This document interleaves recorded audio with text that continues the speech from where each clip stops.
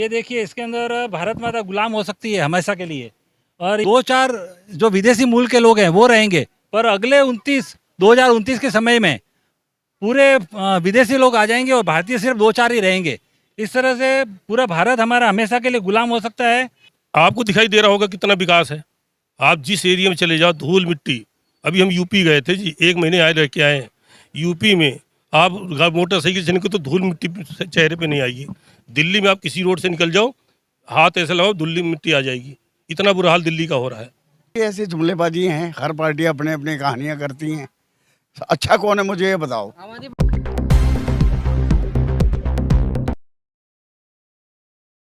नमस्कार, आप देख रहे हैं युवा सियासत और मैं हूं आपके साथ AK वर्मा।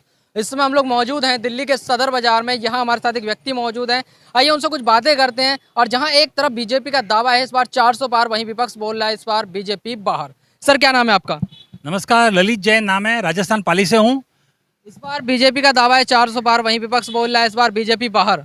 कांग्रेस अगर इस बार आ गई तो पूरा हिंदुस्तान भारत हमेशा के लिए गुलाम हो जाएगा। कांग्रेस तो आनी ही नहीं चाहिए, क्योंकि कांग्रेस विदेशियों के द्वारा स्थापित की गई है, उसकी स्थापना विदेशियों ने की है।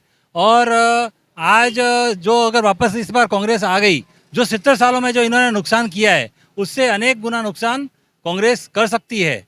और ये विदेशियों के हाथों बिकी हुई कांग्रेस है, इसके लिए कांग्रेस तो आनी ही नहीं चाहिए। विपक्ष तो बोल रहे कि जितना जो भी बंटाधार हुआ है वो पिछले 10 सालों में हो चुका है। 10 सालों में जो गड्ढे भरे थे, जो उसको भरने का काम हुआ है, सिर्फ गड्ढे को भरने का काम ही हुआ है अभी तक। बाकी कांग्रेस का जन्म जहाँ से हुआ है अंग्रेजों ने किया। Doctor A.O. ह्यूम जो ईसाई पादरी है विदेश का, उसने कांग्रेस की स्थापना की थी और 139 वर्ष हुए। 139 वर्ष में कांग्रेस ने भारत के अंदर इतनी बर्बादी फैलाई है जो मुगल के समय में या अंग्रेजों के समय में भी नहीं हुई। वह बर्बादी पिछले 70-75 सालों में फैला दी गई है। हमारी जो प्राचीन व्यवस्था थी, हजारों साल से जो चल रही थी, उसको इन्होंने तहस नहस कर दिया है। इस विषय पे हमने ये एक विषय तैयार किया है, कांग्रेस के काले कारनामे। इस पे हमने पूरा विषय बताने का प्रयास किया है। ये देखिए, इसके अंदर भारत माता गुलाम हो सकती है हमेशा के लिए।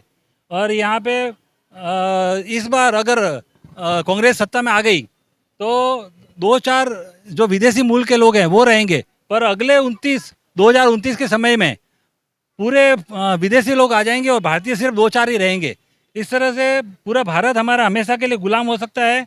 इसके लिए कांग्रेस को तो आना ही नहीं चाहिए। कांग्रेस के आने से हम हमेशा के लिए गुलाम हो जाएंगे। मैंने एक चीज़ देखी अभी, ये जो तस्वीर है इसमें जो विपक्ष है वो दावा करते हैं कि ये जो काम है वो तो बीजेपी करती है।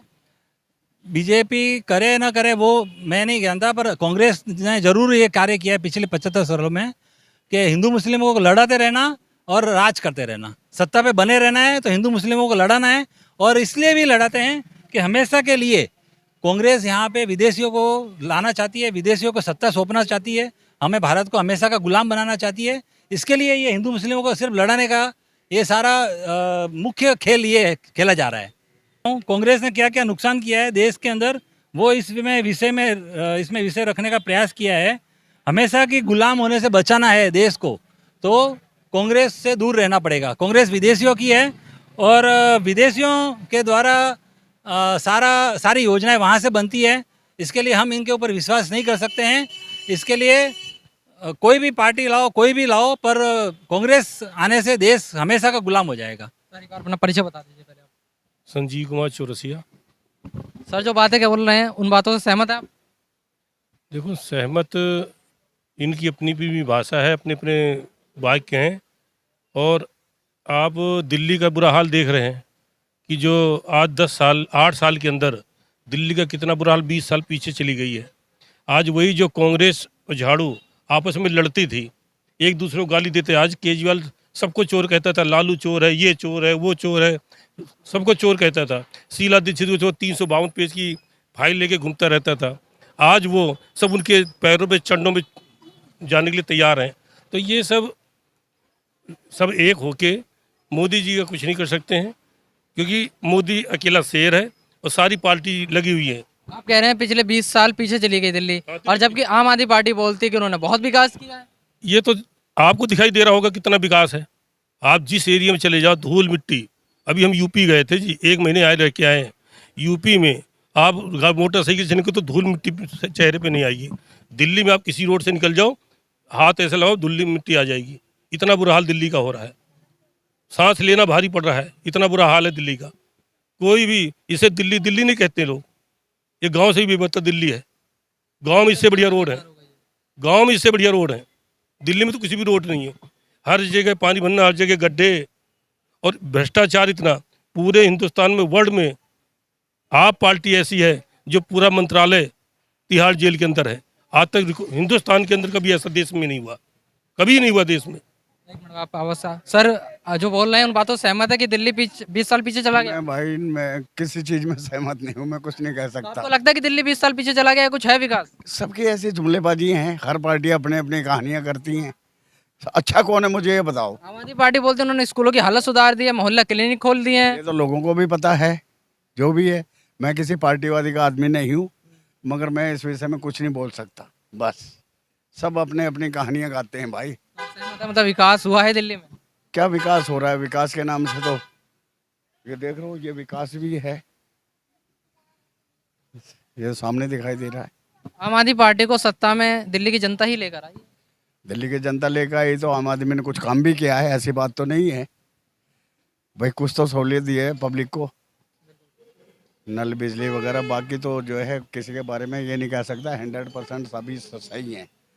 ये एक दूसरे के बारे में सब जुमलेबाजी करते रहते हैं। तो आपको ये लगता है कि 20 साल पीछे गई है, नहीं गई है, ये बताइए आप जरा। मैं तो काम धंधे रोजगार के बारे में कह सकता हूँ। अच्छा, रोजगार है? युवा बच्चे पढ़े लिखे, आज उनको झल्ली ढोने को भी वो नहीं मिल रहा है। पढ़े लिखे बच्चे बेरोजगार हुए पड़े। काम धंधे के बारे में कह सकता हूँ, विकास के बारे में कह सकता हूँ। पढ़े लिखे बच्चे कहाँ जाएंगे, कहाँ है रोजगार, किधर है रोजगार? कितने करोड़ों नौकरियां देंगे, इतना वो देंगे, वो कहाँ गई? बीजेपी बोलते टैलेंट होगा तो नौकरी मिल जाएगी। टैलेंट ही बड़े बड़े टैलेंट घूम रहे हैं, उनको बेचारों को कुछ नहीं मिल रहा। तो क्या वजह लग रही है कि उनको रोजगार नहीं मिल पा रहा है? अब ये तो वजह तुम सोचो क्या लग रही है। पढ़े लिखे बच्चे रोजगार बेरोजगार हुए फिर रहे हैं, ये तो देख रहे हो ना।